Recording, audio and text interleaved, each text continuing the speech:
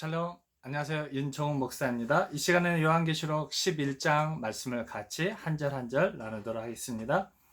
1절입니다. 또 내게 지팡이 같은 갈대를 주며 말하기를 일어나서 하나님의 성전과 제단과 그 안에 경배하는 자들을 청량하되, 성전 안에 있는 사람들을 이제 청량한다라는 것입니까? 누가 하나님의 사람이고 누가 사단에 속한 자인지 청량한다라는 것이죠. 즉 성전 밖 마당은 청량하지 말고, 왜냐면 거기는 이방인들의 뜰이기 때문이죠. 이미 사단에 속해 있는 곳이기 때문이죠. 그냥 두라, 이것이 이방인에게 주었은지 저희가 거룩한 성을 42달 동안 짓밟으리라는 것이죠. 42달은 3년 6개월이죠. 다르게 표현하면 한때 두때 반때 그런 역사이죠. 그것을, 왜냐면 아직 사단과 그에 따른 무리들에 대한 심판이 아직 봉인해 두었기 때문이죠. 하나님께서 그들을 멸망하기 위한 그런 마스터 플랜을 아직은 봉인해 두었기 때문에 이제 그들에게 내어두었다라는 그런 표현을 하고 있는 것이죠. 언제 하나님께서 그들을 이제 머리를 밟아버리니까, 이제 이기는 자의 숫자가 찰 때까지 저희는 기다리라라는 것이죠. 그래서 아직까지 우리에게 소망이 있는 것이죠. 희망이 있는 것이죠. 이방인에 주었은지 저희가 거룩한 성을 42달 동안 밟으리라 라는 것이죠. 거룩한 성이 무엇입니까? 하나님이 거하는 곳이죠. 즉, 이 빛의 천사로 가장한 사단의 역사가 어디로 들어옵니까? 거룩한 하나님의 전에 들어왔던 것이죠. 이스라엘 민족에게 있어서 이 이스라엘 민족들이, 종교 지도자들이 다 사단에 속한 사단의 모임들을 회가 되어서 예수님을 대적하고 있는 것이죠. 그래서 그들을 뭐로 표현합니까? 성소에 있는 이방인의 뜰이라는 것이, 이방인이 되어버렸다라는 것이죠. 그래서 계속해서 그들 짓밟게 놔두라는 것이죠. 이 시대도 동일하죠. 이 시대 이 교회에 누가 들어와 버렸습니까? 거짓 교사들이, 빛의 천사로 가장한 사단의 역사들이 많이 들어와 있죠. 그래서 아직까지도 영육간의 축복을 주는 그 하나님을 가르치고 있고, 잠언서를 통해서 아직도 고대 윤리로, 그 윤리와 도덕으로 계명을 삼아 가르치고 있는 것이죠. 그래서 아직 내버려 두어라 라는 것이죠. 내가 나의 두 증인에게 권세를 주리니 저희가 굵은 베옷을 입고 1260일을 예언하리라 라는 것이죠. 자, 이들이 누구입니까? 두 증인이라 구약의 선지자이고 신약의 선지자들을 이야기하고 있죠. 증인이죠. 누가 증인입니까? 선지자들이 증인이었고 예수님의 제자들이, 사도들이 증인이었고, 이 시대에 성령 하나님의 인침을 받은 저와 여러분들이 하나님의 증인이 되어서 이제 한때 두때 반때 시간 동안 이제 이 계시록의 말씀을, 하나님의 복음의 소식을 증거하고 있는 것이죠. 굵은 베옷을 입습니다. 언제 베옷을 입습니까? 우리 주님께서 십자가 못 박혀 죽으심을 당하심으로 베옷을 입는 것이죠. 그래서 요한계시록 11장의 전체적인 내용을 보면 예수님께서 십자가에 달리신 그 내용을 들어서 설명하고 있는 것이죠. 그래서 이 창세기 때부터, 창조 때부터 이제 이 시대에 이르기까지 이제 이미 예언된 그 오실 메시아에 대한 예언을 들어서 지금 전반적인 전체적인 설명을 하고 있는 것이죠. 그래서 예언한다라는 것이죠. 이 시대에 동일하죠. 하나님의 사람을 통하여서 이 요한계시록의 내용들을 풀어서 설명하여서 예언하고 있는 것이죠. 누가요? 성령 하나님께서 문 밖에 두드리면서 이 시대 교회들에게 예언하고 있는 것이죠. 그것을 뭐라 표현합니까? 나의 두 증인에게 권세를 주죠. 어떤 권세입니까? 사단의 거짓 교사의 가르침을 측량해서 그들을 드러나게 해서 온전한 참된 복음만 증거하게 한다라는 것이죠. 참된 메시아만 증거하게 한다라는 것이죠. 이는 이 땅에 주 앞에 서 있는 두 감람나무와 두 촛대니, 그렇죠? 촛대가 교회지요. 감람나무가 무엇입니까? 하나님의 세운 선지자들이고 이기는 자들이죠. 구약과 신약을 들어서 설명하고 있는 것이죠. 만일 누구든지 저희를 해하고자 한즉 저희 입에서 불이 나서 그 원수를 소멸할지니, 그렇죠? 그 입에서 불이 나온다라는 것은 성령의 검으로 그들을 소멸한다라는 것이죠. 성령의 법칙으로 그들에게는 더 이상 죄사함을 받지 못하게 한다라는 것이죠. 누구든지 해하려 하면 반드시 이와 같이 죽임을 당하리라라는 것이죠. 누구를 해하려 합니까? 하나님의 선지자들을, 하나님의 제자들을, 하나님의 사도들을 율법의 이름으로, 거짓된 메시아의 이름으로 그들을 해하고자 했던 것이죠. 먼저는 예수님을 해했던 것처럼 그들이 행한다라는 것이죠. 저희가 권세를 가지고 하늘을 닫아 그 예언을 하는 날 동안 비 오지 못하게 하고, 그렇죠?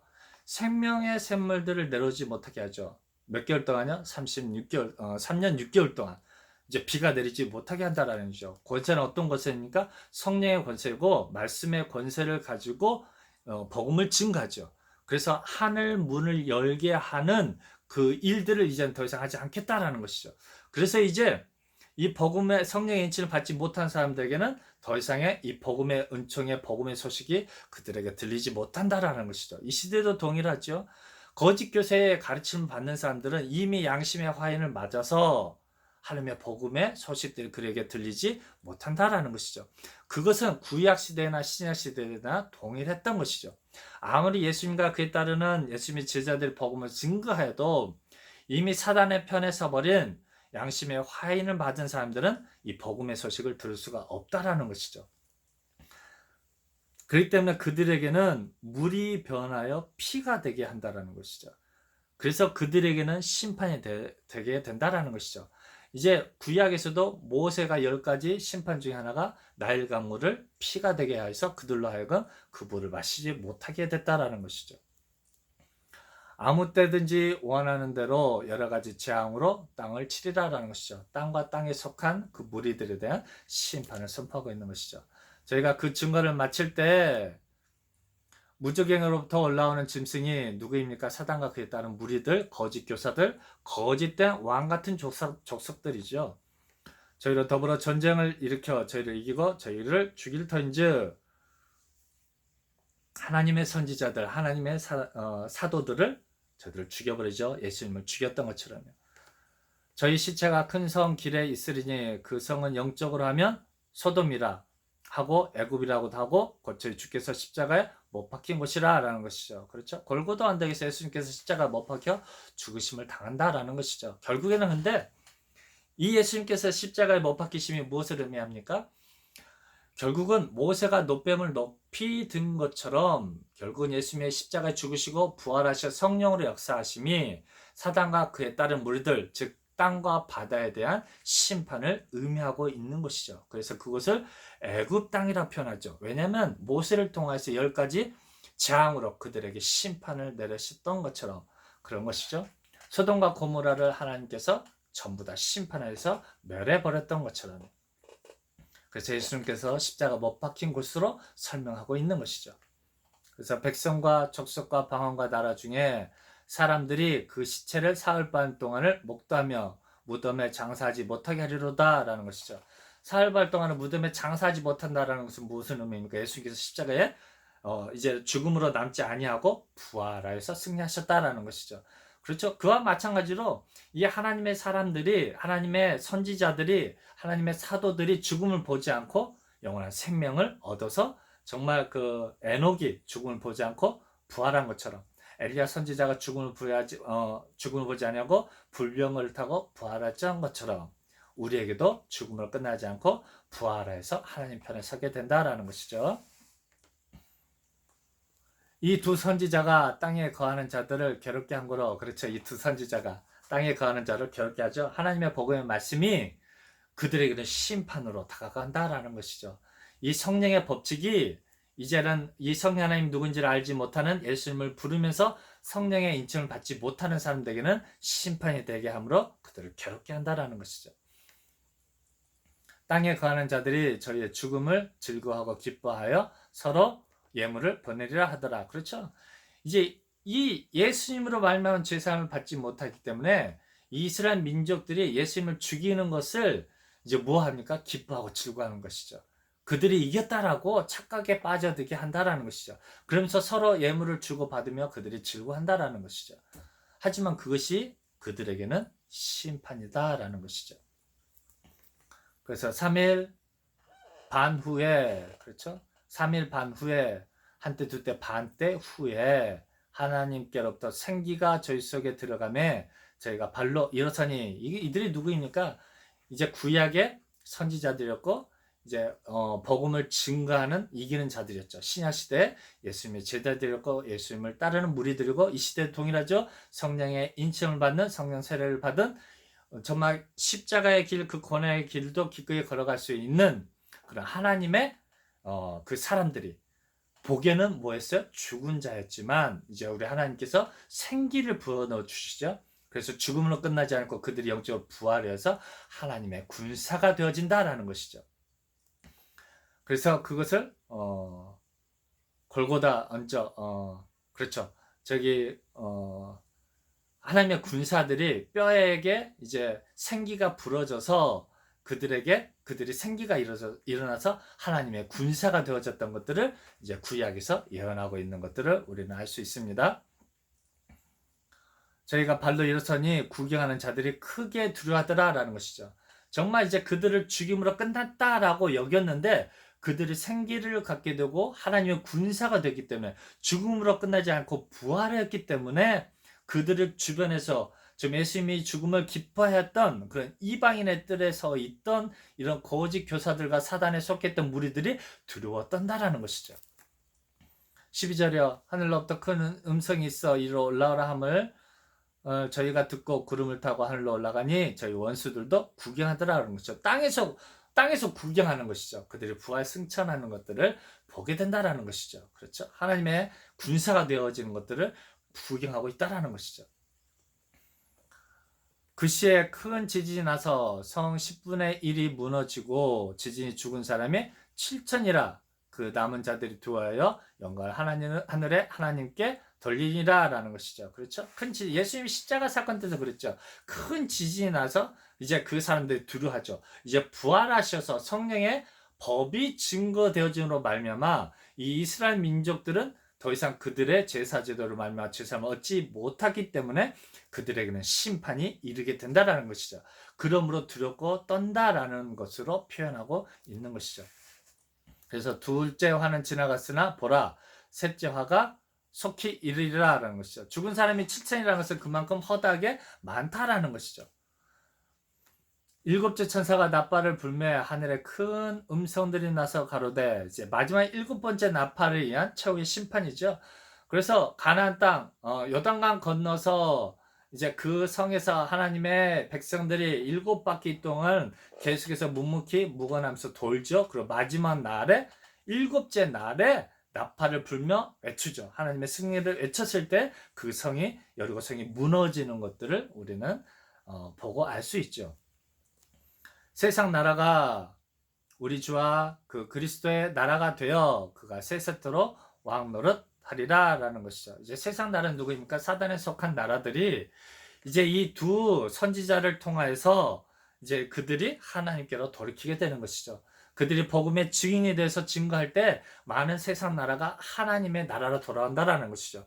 이제 그 사단으로 말미암아 죽었던 자들이 생기를 얻어서 이제는 하나님의 군사가 되어서 이제 하늘로 올라가서 하나님 나라의 군사가 되어서 이제 보여지는 모습들이 땅에 속한 사단에 속한 사람들에게는 큰 두려움이 되었다라는 것이죠. 그리고 이제 하나님 나라에서는 이 백성들이 하나님께 영광 돌리고 하나님께 세세토록 우리 하나님이 하나님과 그에 따른 백성들이 세세토록 왕 노릇 하겠다라는 것이죠.